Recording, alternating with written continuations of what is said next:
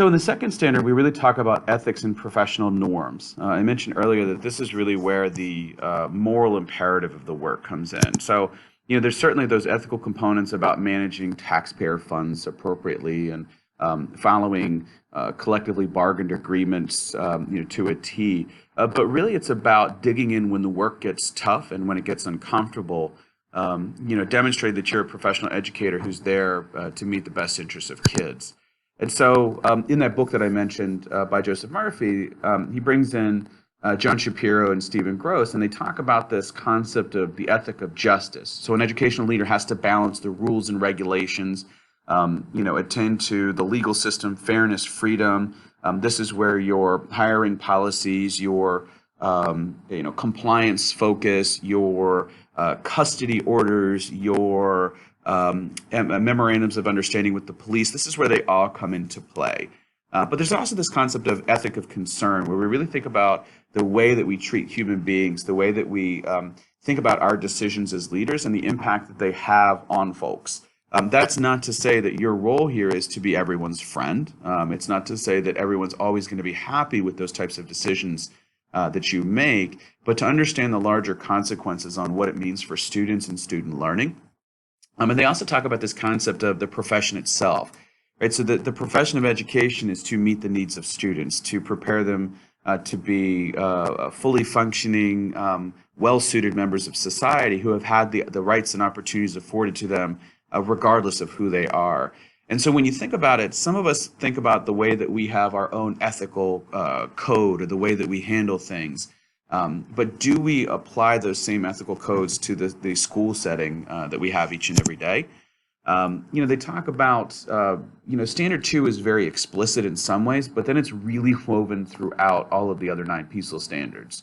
The best example that they use is talking about the moral imperative, the ethical piece about not overlooking an underperforming or a mediocre teacher, because there are 25 children in that classroom who are going to lose a year of instruction. And the research is very clear on what the impact of something like that is for kids in the long run. And so those are things that are to be considered.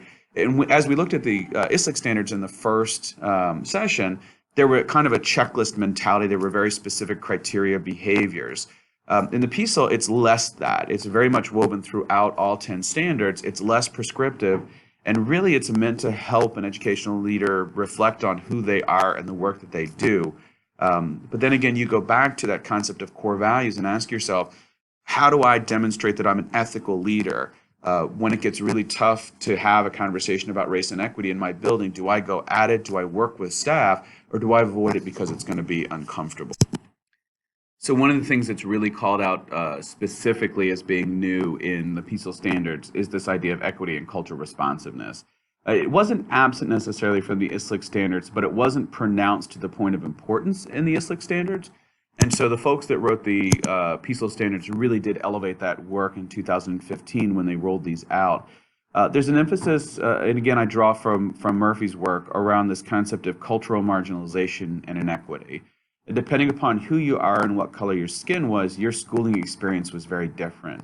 And there's a self-fulfilling prophecy here, or a cycle that we're trying to break, where the experiences of African American, Hispanic, and many other marginalized groups in schooling has not been what they've needed, and has actually worked against them for many, many years. And so we talk about, you can talk at large about the concepts of segregation and the way that classes have not provided the opportunities and the experiences to minority students that they need.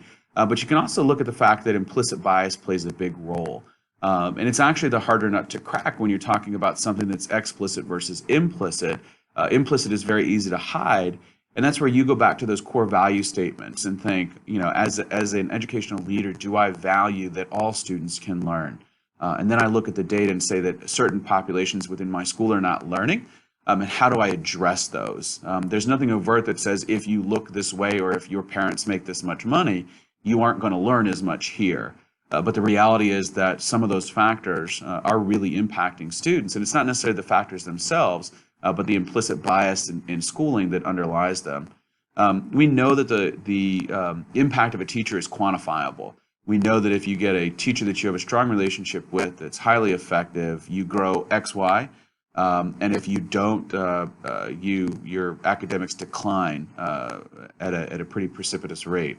And so we talk about two different things. We hear often about the achievement gap, but often we need to focus on what's the opportunity gap for students as well. Are they being provided with the same opportunities, the same expectations as their white and Asian peers? And so when we think about cultural responsiveness as well, a lot of that work that we're talking about can be probably best summed up in this graphic right here. We've seen probably the first two, with the difference between equality and equity. But justice is where we really eliminate the barriers that are keeping kids, for different reasons, from accessing, from having the same types of opportunities. So we kind of have this idea that the continuum is moving more for leading for justice. This is where the reform is happening. But this is also where the harder work is happening. This is where you're trying to change people's hearts as much as you're trying to change their capacities. And so, not to go into an exhaustive research, because that's the role that you're going to play through your literature review, but just a couple of resources that I really do recommend that have been great for me as an educational leader. This book for white folks who teach in the hood, Christopher Ebden. He has a number of really powerful TED Talks, and one of them I'm going to recommend that you take some time to view. It's optional viewing for this session. It's short, but it's really, really a powerful perspective on what he calls reality pedagogy. He talks in the opening chapter about this concept of the neo-indigenous, and he talks about historically in America, indigenous populations were normalized by stripping them of their culture, or the mainstream culture appropriated the elements from their cultures that were beneficial to them. He talks about the Carlisle Indian School. He talks about slavery and Jim Crow.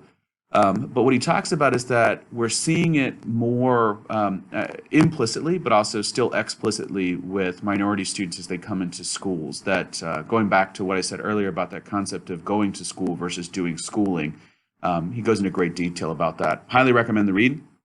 Zaretta Hammond's work around culturally responsive teaching in the brain. This is a great resource for helping a staff navigate what implicit bias is and why there's actually a brain basis for it that's rooted, deep in our human history, deep in our the way that our brain functions. And it really develops this idea that race is very much a social construct. And it helps us then think about, if I'm aware of this, how do I take steps to ensure that implicit bias is not causing me to make adverse decisions on behalf of my students. One of the longest running works that I've used is Glenn Singleton's work, Courageous Conversations About Race.